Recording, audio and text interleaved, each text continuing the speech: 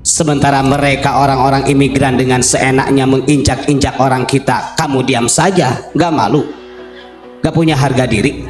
Awas zaman fitnah, ulama sama habaib diadu. Nah, yang pertama kali suka mengadu ulama habaib siapa? Ya mereka sendiri. Sekarang saya tanya, mau gak mereka meminta maaf kepada Duriah Wali Songo? Contoh, oknum Habib Bahar bin Semit, dia pernah klarifikasi, tapi nggak ada tuh kata maaf, dia malah menantang.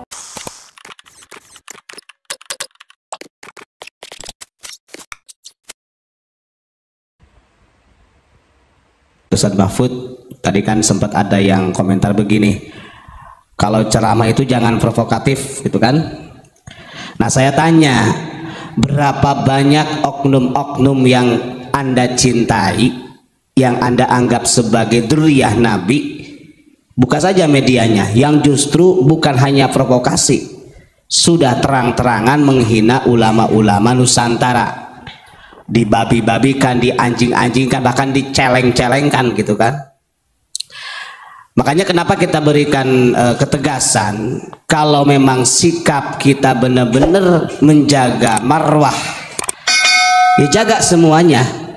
Jangan beranggapan kita yang membela ulama kita kemudian kita dianggap provokatif, sementara mereka orang-orang imigran dengan seenaknya menginjak-injak orang kita, kamu diam saja, gak malu, gak punya harga diri.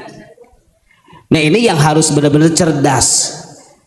Saya sering mengatakan kita ini loh makan di Indonesia, tidur di Indonesia, kencing di Indonesia, berak di Indonesia. Bahkan mbah-mbah buyut kita itu dulu memperjuangkan Indonesia itu loh, darah mengalir, artinya nyawa taruhannya. Tidak sedikit yang menghinakan ulama-ulama kita itu, padahal sudah jelas ulama-ulama kita ini yang benar-benar berjuang untuk negara kesatuan Republik Indonesia. Sekarang kalau mau dikatakan provokasi, mungkin yang menjadi para muhibin mereka daripada oknum-oknum imigran itu seharusnya membaca kitab Manhajul Istiqomah karya siapa? Habib siapa? Utsman bin Yahya. Di situ tercatat jelas tuh, di mana dia itu melarang keras ulama-ulama Banten waktu geger Cilegon, melarang keras untuk melawan Belanda, yang dia anggap dalam tulisan Manhajul Istiqomah dalam kitabnya itu adalah pemberontakan. Masa iya orang pribumi kita ini yang melawan dan mempertahankan harga diri untuk merebut kemerdekaan disebut pemberontak? Logikanya di situ saja. Berarti ada apa dengan mereka? Ada apa dengan orang-orang yang berhubungan dengan pemerintah Hindia Belanda pada waktu itu?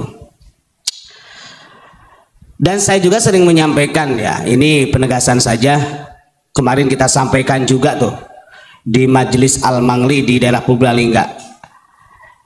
Mereka kan sering mengatakan di dalam ceramahnya dari oknum-oknum mereka, selain provokasi juga sering mengatakan ini awas zaman fitnah, ulama sama habaib diadu. Nah, yang pertama kali suka mengadu ulama habaib siapa? Ya mereka sendiri. Kan begitu. Coba begini, kalau orang itu waras, aturan dari mana? Ada aturan begini, kalau Habib itu boleh menikah dengan orang pribumi, dengan orang lokal, tapi kalau Syarifah nggak boleh tuh dinikahi orang pribumi. Itu saja sudah nggak ada keadilan seperti itu, dan itu banyak. Terus saya dawir-dawir yang sudah saya sampaikan, ada juga yang melebih-lebihi Rasulullah. Siapa itu? Habib siapa? Yang menyampaikan katanya, yang harus jadi murid saya itu harusnya Imam Maliki, Imam Syafi'i, Imam Hambali. Wah, banyak. Bahkan keringatnya saja dihargakan kalau dilelang sampai 200 juta, banyak. Bahkan sampai ada tuh Habib Bocil siapa? Ceramah tuh. Kalau ada kiai yang menikahi Syarifah, kata Kiai Taek, ada yang gitu juga. Ada datanya, kita videonya kita ambil semua. Nah, ini kan harusnya tidak seperti itu. Maka saya ironis tadi saya sampaikan, saya mendengar kabar di Pondok Pesantren Babus Salam Pagelaran Malang mau mengadakan Haul Wali Songo. Kemudian mereka ada sekelompok kecil, kami mendukung acara Haul Wali Songo, tapi dengan syarat jangan istilahnya memboikot Gus Abbas Buntet. karena suka provokasi. Nih dengerin, jauh-jauh hari panitia itu sudah ngobrol sama kita. Ketika acara haul itu sudah sepakat panitia itu tidak akan membahas habaib, tidak akan membahas nasab Alawi.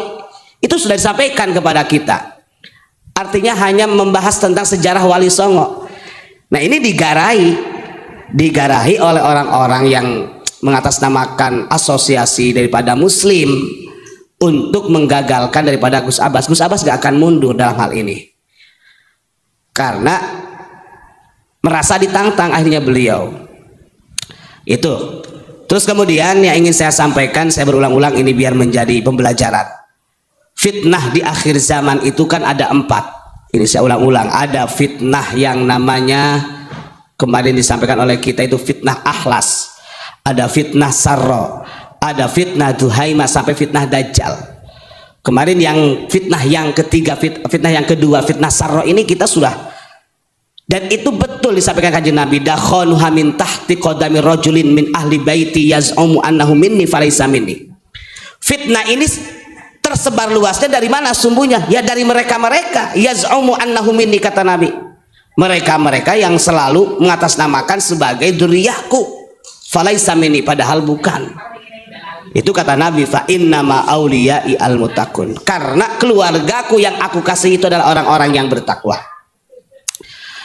Makanya untuk para jamaah dimanapun berada, mohon tetap kita dukung pergerakan-pergerakan daripada orang-orang yang ingin menyelamatkan marwah bangsa kita.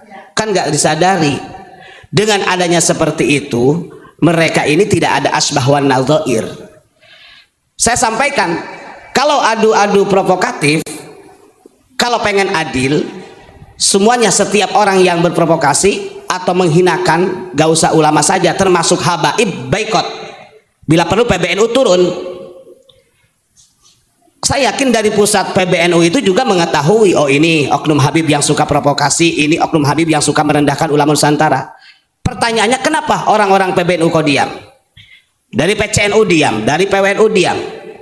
Orang-orang kita ini mengedepankan akhlak, tetap dihargai. Yukrimud dhaifah. Faman kana yu'min billahi wal yaumil akhir falyukrim dhaifah. Karena supaya kita betul-betul menjadi orang yang beriman, tamu siapapun dimuliakan. Mereka imigran tamu. Pernah dengar gak? Jauh-jauh hari ada gak dari sahabat Ansor, sahabat Banser, istilahnya yang memboikot ceramahnya oknum-oknum dari mereka yang provokasi? Enggak ada, tetap dihargai. Wong itu majelis ilmu. Ini giliran daripada orang kita, dan yang memboikotnya lucunya lagi orang kita sendiri gitu. Nah ini masya Allah gitu ya.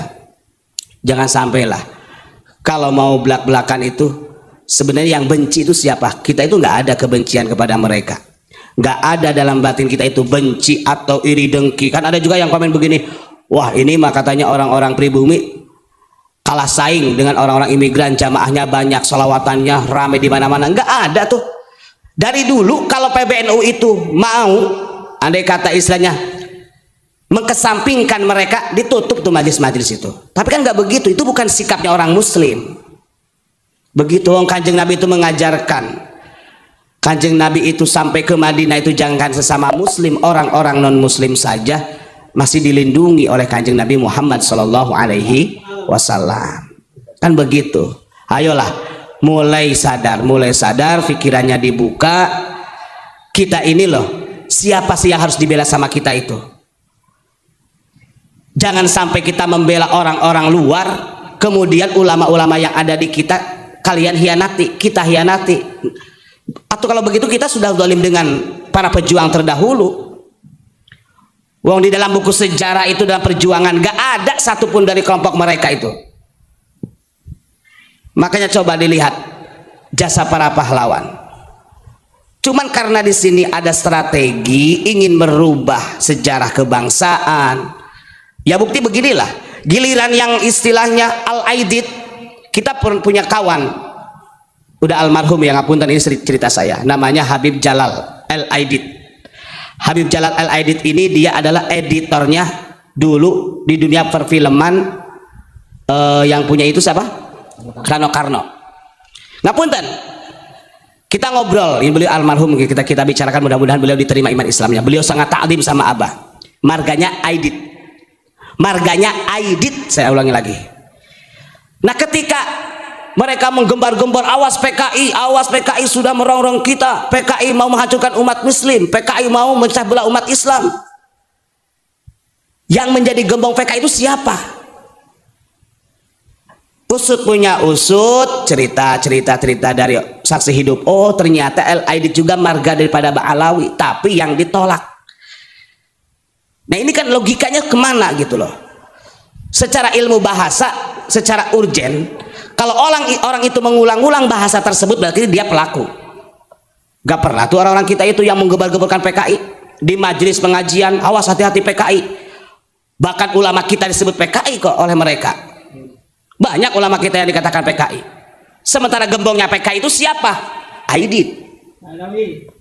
Kan begitu. Kita perlu sadar.